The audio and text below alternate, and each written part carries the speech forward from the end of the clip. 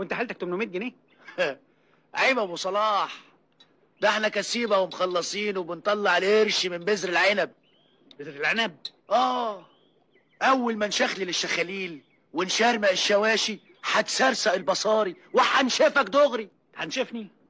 اسبجك بالسبيج، يعني احينك اقبضك. ايه يا ابني الالفاظ دي؟ اعمل لك ايه بقى اذا كنت انت ما بتعرفش لغه؟